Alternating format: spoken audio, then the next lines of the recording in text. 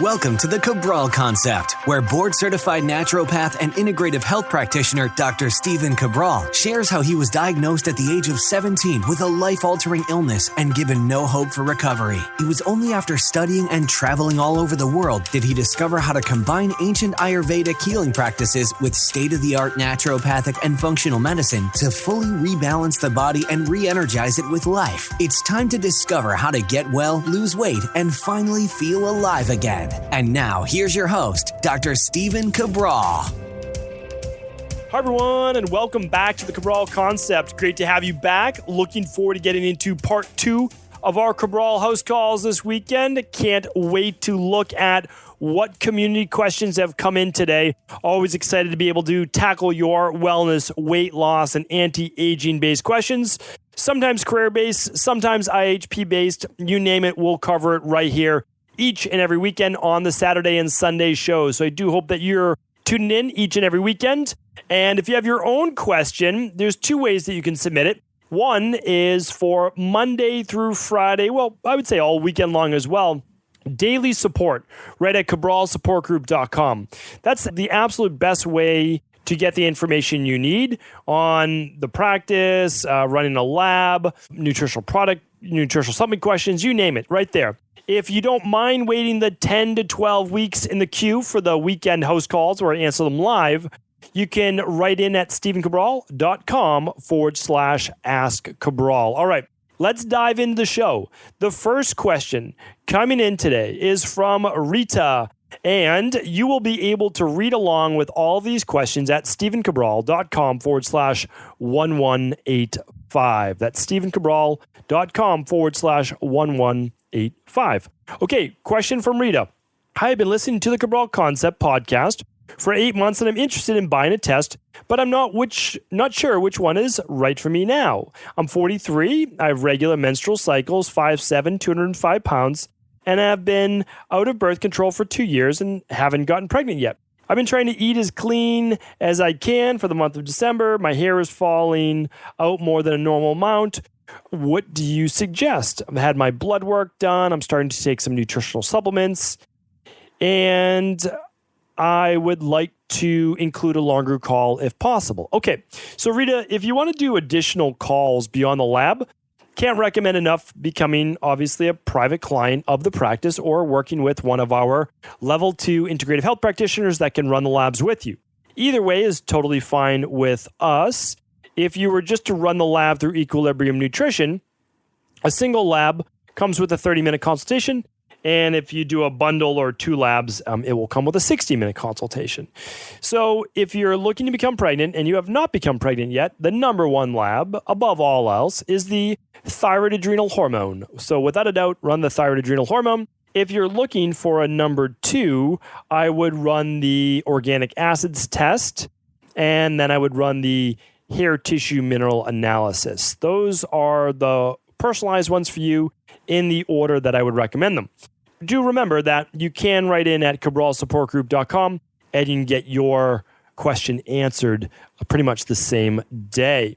All right, that was from 27. I just want to make a note here that I answered questions in the wrong order yesterday, which means I answered the 8 to 10 questions that I answered yesterday that actually came directly after these ones, because when I was just I like to get 10 questions in per show. I do my best, but those were answered basically just essentially a week ahead of time. So this weekend, I'm answering questions to make it easy for you. If you wrote in between 2/7 and 2/19, your question is being answered this weekend. All right. Tracy is up next. Hi, Dr. Ball. I asked a question in the Facebook group about alternative sweeteners, and I was pointed to episode 284 and the different benefits of different types of sweeteners. Is coconut sugar, agave syrup, lucuma, rice syrup, date syrup, etc., would they be okay to include in the daily diet but not in excess, or are they more of a cheat meal ingredient? I'm relatively new to this healthy way of eating that you advocate for, and I would love to be able to get some organic snack bars in the UK. On a separate note, have you ever spoken about Guayusa tea? I've heard amazing things and would love to try it out. However, I'm a bit hesitant as I don't handle coffee very well, as well as sometimes green or black tea. Many thanks in advance. All right, that's a great question, Tracy. And I never know if I'm pronouncing that name correctly or not for the tea. It's Guayusa. So I just pronounce it Guayusa. I don't know if that's correct or not, but I like how it rolls off my tongue there. So here's the thing. It's packed with polyphenols, packed with antioxidants. The only issue is it does contain a fair amount of caffeine. If you don't handle caffeine very well, such as a small coffee or green tea, the Guayusa tea may not be good for you. So here's the thing. You can always try it. You can, when you steep it, use a little less of the loose leaf, or if you're using the tea bag, just do it for a couple minutes and it won't be as caffeinated. Now, the nice thing about something like a green tea or this, I wish I knew how to pronounce it correctly. Of course, I could probably just do a simple search, but I'm not going to, of the Guayusa tea, is that it contains L-theanine. So when you contain caffeine from tea with L-theanine, it typically doesn't give you the big spike, the jitters of the caffeine, the anxiety of the caffeine, and you don't get the big crash. So the best thing I can say is taste it, test it out, see how you do with it. It's naturally high in caffeine, so you just have to be careful, but it is loaded with antioxidants. All right. In terms of sweeteners, well, coconut sugar, rice syrup, date syrup, they're just a little bit more processed, but totally fine in small amounts. All right. Keyword small, right? Couple grams of sugar, no problem. 15 grams of sugar coming from, rice syrup, not a good idea. So here's the thing though. Agave, not my favorite. And I know that's a controversial one because it is natural, right, from the agave plant. But of course, it's highly processed as well. And the issue with agave is that it's very high in fructose. So not very good for anybody with bacterial overgrowth or yeast overgrowth. We are going to be coming out, this is an exclusive here on the podcast only. We're going to be coming out with our own bars, our own snack bars that we're super excited about. It's only taken us about a year and a half to get the right ingredients, to make sure they actually taste great, to make sure that they're all natural. And we're using organic maple syrup as our sweetener. So very excited about that. Not only will they taste great, they're going to be school safe, they're going to be allergen free, they're going to be plant-based. I already have them because, of course, I get the initial batches and they're incredible. And my kids actually like them. That had to be part of the test. Just like the crisp apple daily fruit and vegetable blend flavor, my kids had to like the taste of that in order for me to produce it, and they did. And so that's one of my fail-safes. So hopefully that answered your question. Thanks for writing in, Tracy. All right, Anonymous is up next. It says, "Hi, Dr. Cabral. I'm a 25-year-old female, and I've struggled with a binge eating disorder and orthorexic tendencies in my late teens and early 20s. I overcame the binge eating by surrendering control and allowing myself to eat whatever I wanted and as much as I wanted, which, although it was initially made me gain weight, allowed me to develop a loving and healthy body image." It says that Anonymous is very into their health. They're starting to do more of a healthy lifestyle. They recently completed the 7-day detox. They're now doing their smoothie breakfast, vegan lunch, and paleo dinner. They're removing all the processed foods. They're looking to do a 12-hour overnight fast, only having 2 cheat meals per week, but really struggling with a natural, intuitive relationship with food, and found themselves slipping more into binge eating and additional cheat days. I'm in a dilemma, really motivated to stay healthy, but at the same time, don't want to jeopardize my mental well-being. Okay, totally understand this. We've worked with, I would say, if not 1,000, many hundreds of women and a few men as well who have dealt with anorexia, bulimia, orthorexic-based tendencies. And so this is obviously a very sensitive matter. And I am very open and happy to work with people, and of course my health coaches as well, with anyone in this type of state. And here's why. That we are huge believers in not counting calories. We're huge believers in focusing on the benefit of food and therefore not the deprivation of certain foods. So for example, especially with younger girls, we want to be very sensitive about talking about good and bad foods, about calories or fattening foods. I think it's very harmful to the psyche. So, and I've spoken with many young teenage girls and girls at 8, 9, 10, 11 years old. And really, we talk about healthy eating. That's what it should be all be about. So I'd like to take a step back just for 1 second and reiterate something before we move through with a good plan for you, Anonymous. And here's the thing, is everything you're talking about the smoothie, the vegan lunch, if you'd like to do that, the paleo dinner, the 3 meals per day, the 12 hours fasting overnight, trying to eat more organic. This is really what we want to focus on. Meaning that I want you to focus more on all of the great things you are doing for yourself, your mind and body, and less on, okay, does it have to be this cheat meal or that cheat meal or this many calories or that many calories? That's where I believe we really fall back into potentially previous unhelpful old ways where the mind starts to say, oh, you're depriving me. Think of it this way. You're getting to do. I always think of it that way, meaning like I get to do these things, meaning like I get to make my smoothie in the morning. I get to make an acai bowl. I get to have this, beautiful Buddha bowl of all of these different vegetables. So instead of saying like, oh, I'm only having one cheat meal a week or twice a week or looking towards these other foods, just say, but look at these other foods that I can choose that allow me to have more energy, that allow me to have less brain fog. I have more vitality for life, less aches and pains and all of those things. So it's all a journey for all of us. And the hard thing that I found is that the more cheat meals I have, especially closer in a row, the more I want to have them. And that's because I get that dysregulated blood sugar level and my taste buds start to really wake up to the signs of all that extra sugar. And I might start to grow a little bit more yeast in the gut. So what I do is I do this. I say to myself, I'm not depriving myself. What I want is a healthy life for myself. I want to have energy for years. I want to be able to stay in good shape. And I want to just be able to keep my joints healthy. And I'm going to do that by eating these foods. So sure, every once in a while, if I want to do some bread and some pasta, one of my favorite cheat meals, then I will. And I'm doing it because I choose to, I'm in control, and I decide this is it. And then after that, I say, all right, would I like to have pasta every day? Maybe I would for my taste buds, but my body, my overall health craves and needs those colorful plant-based foods. So I hope that was helpful in any way, but thank you for writing in, and I do understand where you're coming from. Here's the thing.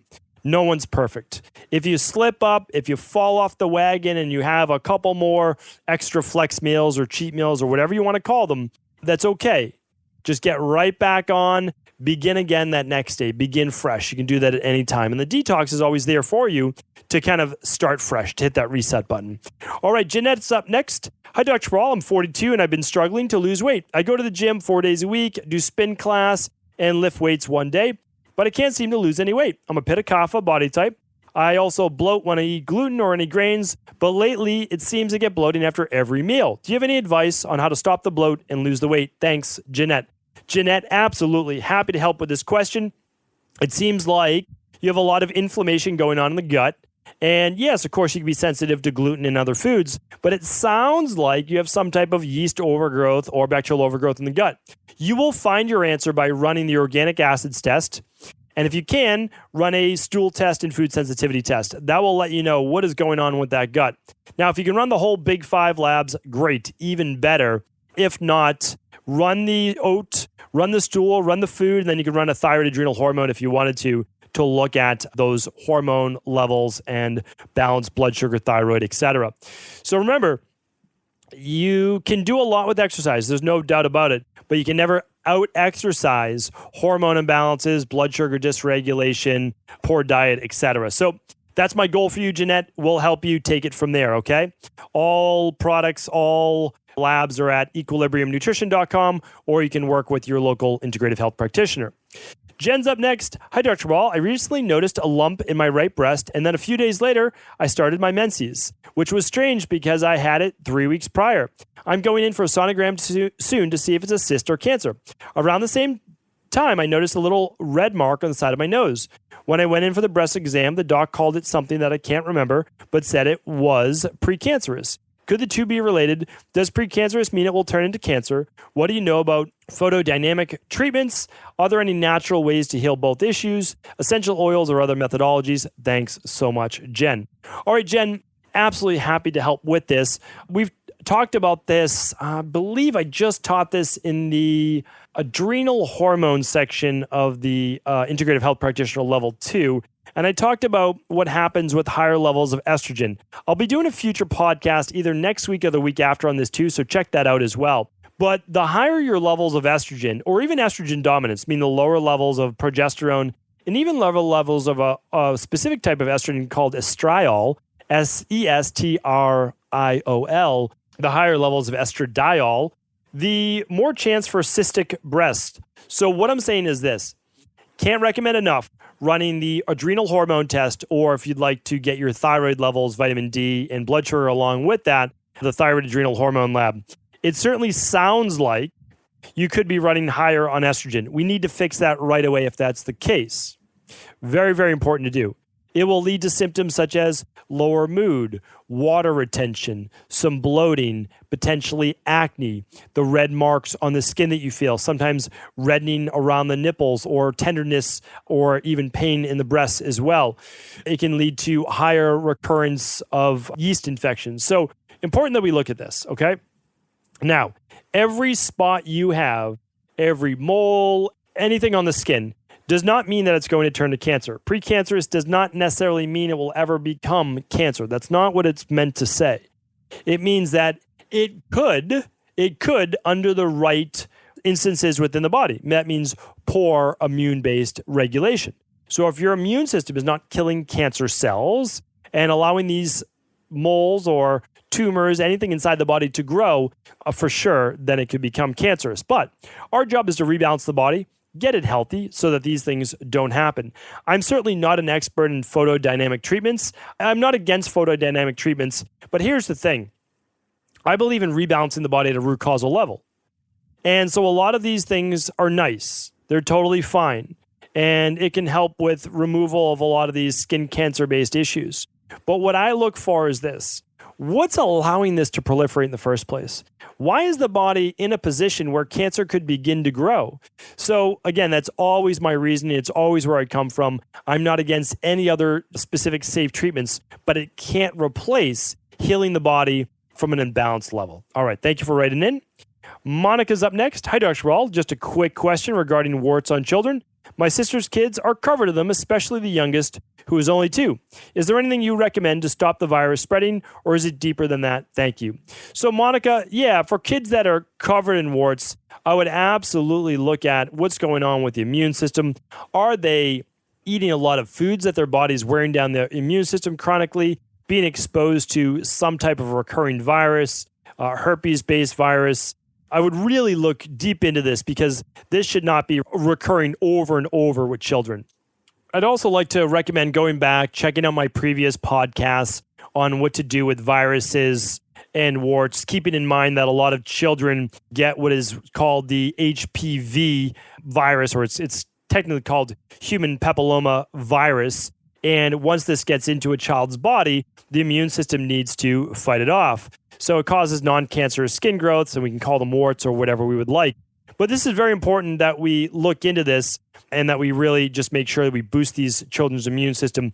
And that means helping to alleviate whatever's wearing down their immune system. Again, it could be dairy and gluten and other food intolerances. So a good food sensitivity test would help with that. And then rebuilding the gut, getting them eating a good, clean, healthy diet, helping them to boost that immune system naturally with vitamin C, with zinc, with other things that I recommend on the Viral Base podcast. All right. Thank you for writing in, Monica. We appreciate it. Candace is up next. Hello, I've been diagnosed with a parasite called D. entamoeba fragilis, which is causing a host of gut-based symptoms and discomfort. I've already tried herbs and antibiotics. I'm wondering if there is great success with Stephen's parasite cleanse for this particular parasite. I want to make sure whatever I do is what's going to work. Please advise. Thank you for any information, which would be very helpful before I make the decision. Thank you. So yes, Candace, we work with D. entamoeba fragilis and any type of parasite imaginable. So one of the reasons why we have great success is that we use a biofilm disruptor, which actually allows you to get at the parasites in the first place. So there's a lot of great herbs, and the herbs are pretty similar for parasite protocols. You're going to be using black walnut hull. You're going to be using cloves. There's a lot of great ones out there, okay? And all of those, we open source this. We tell people exactly what to do. So you can check out our parasite protocol. I did a podcast on it. I tell you exactly what we do, and it works great. To spice it up, to take it to the next level, I would add a product called GI Balance, and I would use that for 2 months. It's one soft gel at each meal, which is essentially edible essential oils with oregano, clove, and thyme that are very powerful. You use that with our Florafilm, and you'll use it with the other parasite protocols that we have. And it works great, and you can do before and after testing. So, Candace, yes, happy to help in that regard. Ashton's up next. Hi, Dr. Cabral. I found your podcast after listening to your interview on the Skinny Confidential. I'm currently in the process of going off birth control as I've been on it for 10 years due to irregular periods. I've always had a pretty healthy diet, but now I'm eating mostly plant-based. Add fish once or twice a week, eliminate gluten, dairy, alcohol, and processed foods, making sure that I eat more cruciferous vegetables. During this time, however, I've been dealing with chronic constipation. It seems like no matter what leafy greens I add to my diet, I'm still having trouble. I suffer from constipation pretty much my entire life, but it seems to be getting worse now that my diet is getting better. What supplements or protocols do you suggest to help me with this? Yeah, that's a great question, Ashton. A couple things we can do. One is you could simply use our constipation protocol, and you're going to get the magnesium citrate and a nice blend of fiber that will help as a natural laxative. A couple other things you could do. I mean, I've done podcasts on constipation as well, but I want to give you your answer. You could use the alkalizing vitamin C in the morning too. That will help with toning the bowels. It will help with creating a little bit more of that peristaltic wave. So 1 scoop of the alkalizing vitamin C in the morning upon waking works great. Using a little bit of apple cider vinegar, lemon water, and some warm water or hot water in the morning typically helps too. We recommend people add 1 or 2 prunes to their daily smoothie. If you're not already doing a smoothie for breakfast, absolutely begin to do that right away. Can't recommend that enough. In terms of lab testing, I would love you to run the organic acids test, and I would love you to run the stool test. That will let us know if there's any type of bacterial imbalance. It will let us know if there is a parasite, H. pylori, as well as candida overgrowth. By running those labs, you will find your answer, and then we can customize a program more for you. But you can either go the supplement food-based path, see if it works, and then run the labs, or run the labs concurrently as well. So Ashton, thank you for writing in. I appreciate everyone's comments, everyone's support, everyone's reviews on iTunes and other podcast players. Thank you so much. And as always, if this show is helpful, please do feel free to pass this healing message along to anyone that you believe it could serve. And don't forget to tune in tomorrow for the start to our week on our Motivation and Mindset Monday. Take care, everyone. Did you know that the body really only becomes sick or imbalanced in only 2 ways? Over time, you become deficient in vital nutrients, and you also accumulate toxins internally and from the environment. As those nutrients diminish and you increase your total toxic load, your body then begins to show the first signs of dis-ease. It's actually quite predictable, and the good news is that if we know how you began to fill up that proverbial rain barrel, we also know how to empty it to begin the healing process. I was fortunate enough to learn this ancient healing process from my mentor after suffering from debilitating diseases for close to a decade. It was only when I began to implement these techniques did I finally overcome my illnesses and go on to live a life of energy and vitality that I now enjoy. I'd like to share with you now what I discovered after traveling all over the world and how to combine the best of ancient healing wisdom with state-of-the-art science. Allow me to teach you exactly how I've been able to help over 250,000 people to empty their rain barrel and begin to transform their body and lives into what they've always hoped they could be. To get your copy of the international bestseller, The Rain Barrel Effect, simply go to stephencabral.com/rainbarrel.